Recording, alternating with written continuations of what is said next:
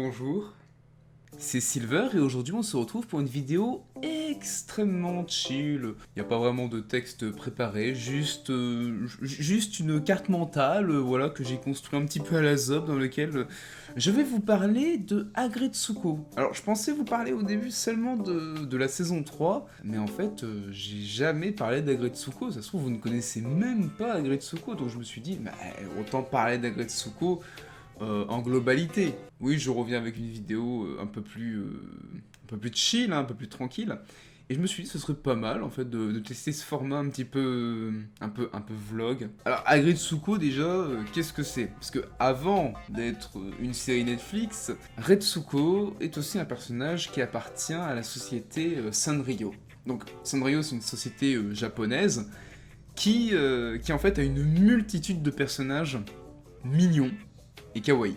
Voilà, c'est globalement grâce à ça qu'ils font leur beurre. Et l'un de leurs personnages les plus connus, vous connaissez déjà certainement, c'est Hello Kitty. Donc voilà, Retsuko, Hello Kitty, même univers. Et justement, Agretsuko, elle, tout comme Hello Kitty l'a eu en son temps, elle a une série. Mais du coup, Agretsuko, de quoi ça parle? Alors, Agretsuko parle justement de la jeune Retsuko, qui est une jeune employée japonaise qui travaille dans une entreprise de comptabilité. Sauf que, petit problème, c'est que son boulot ne lui plaît pas tellement parce qu'elle se fait sans cesse harceler au travail par la plupart de ses collègues, notamment aussi par son patron, Monsieur Ton, qui sont toujours en train de lui mettre une pression phénoménale. Voilà, c'est vraiment la grosse pression, mais il y a aussi d'autres employés qui vont lui donner des conseils pour qu'elle arrête de se laisser marcher dessus, parce qu'en fait, tout le monde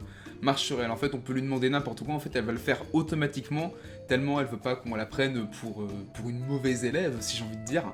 Et du coup, voilà, elle se fait constamment marcher dessus. Je sais que je me répète beaucoup, mais ça va, c'est la première fois que je fais ce genre de contenu. Voilà.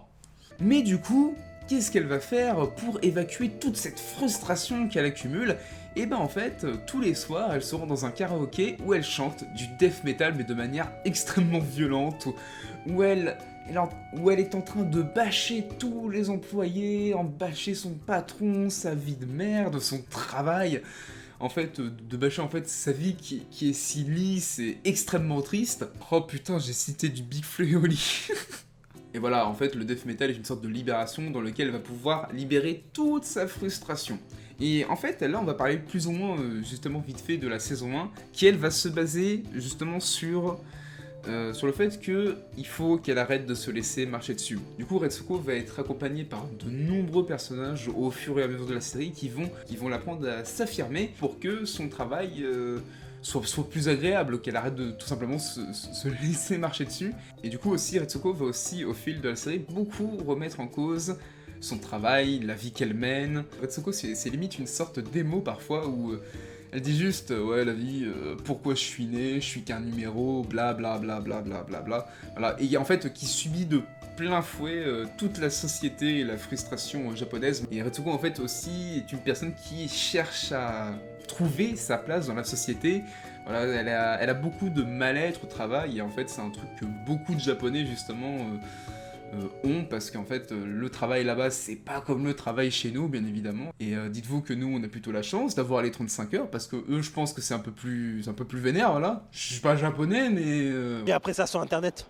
voilà, Agretsuko ça se destine à un public plutôt jeune adulte, adolescent, voilà, parce que c'est vraiment en fait la tranche d'âge de Retsuko, parce qu'elle a 24 ans et c'est un petit peu sa vie de jeune adulte un peu paumé, qui sait pas trop quoi faire de sa vie et qui essaye de trouver un petit peu sa voie dans ce monde, hein, voilà, c'est globalement ça. Et en fait, c'est un petit peu ce que va être la saison 1, c'est Retsuko en fait qui essaie juste de trouver un sens à sa vie.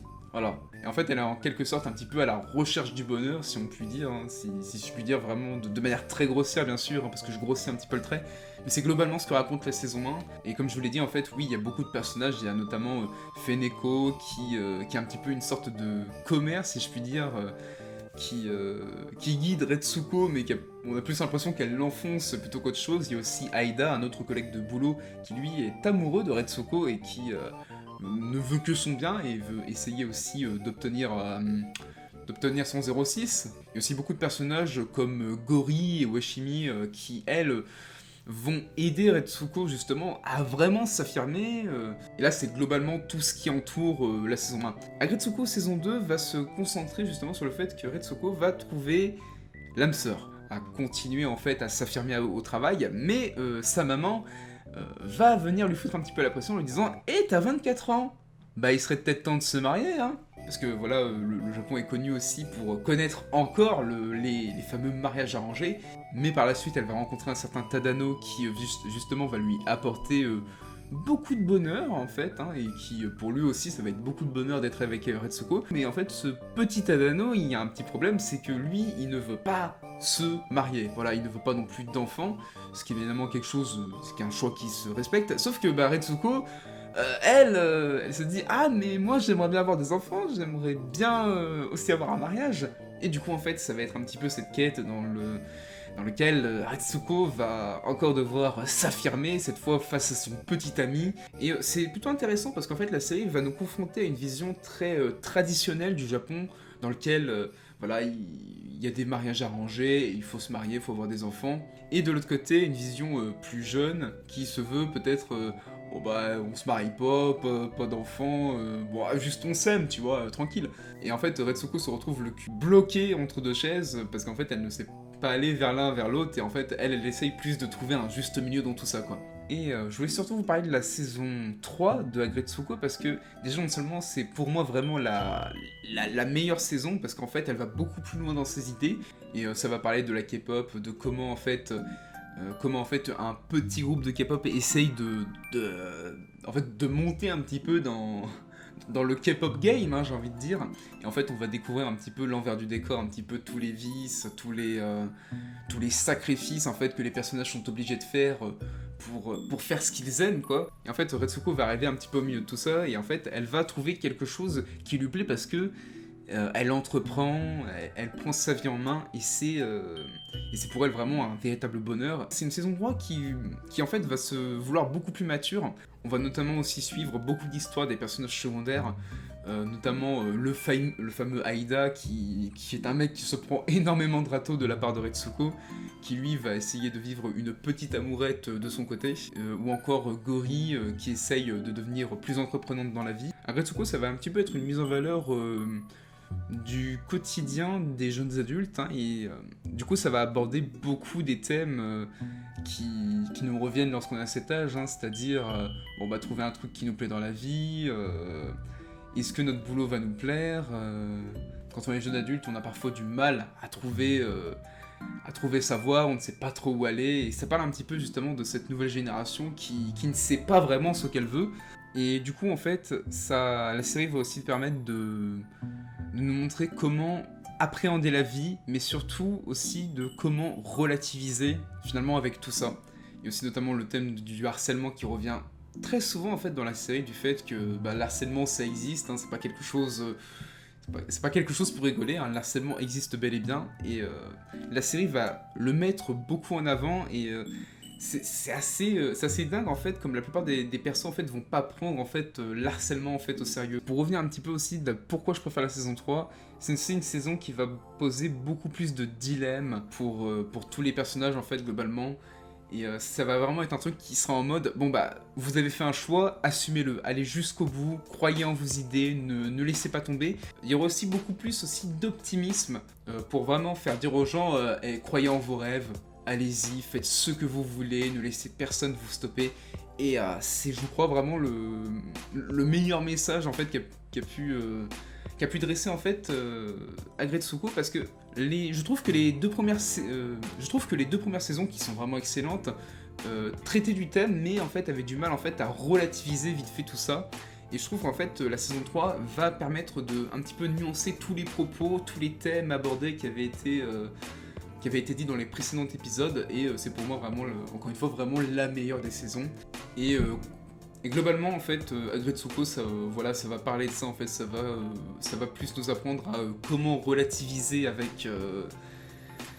avec la vie, comment relativiser avec nos choix, comment relativiser avec soi-même en fait, hein, avec tout ce qu'on fera dans la vie, et je trouve que globalement c'est une série qui parlera véritablement à tout le monde. Bon, c'est la fin de la vidéo, j'espère que ça vous aura plu. Désolé si c'était un petit peu cafouillis, j'avais vraiment jamais testé ça, et peut-être que, en retestant, peut-être que je vais m'améliorer, je sais pas si je vais réussir à faire une bonne ligne directrice.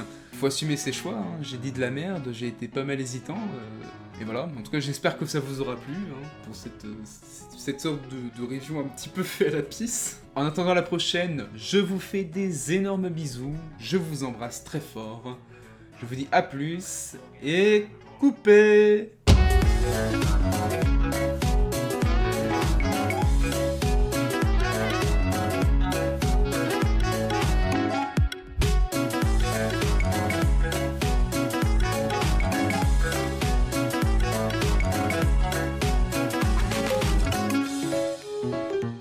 Vous voyez là, c'est... Voilà, là j'ai une carte mentale, voilà, ça me permet de pas trop me perdre, et pourtant j'ai réussi à me perdre pendant que je parlais. J'ai réussi à me perdre, c'est dingue, hein.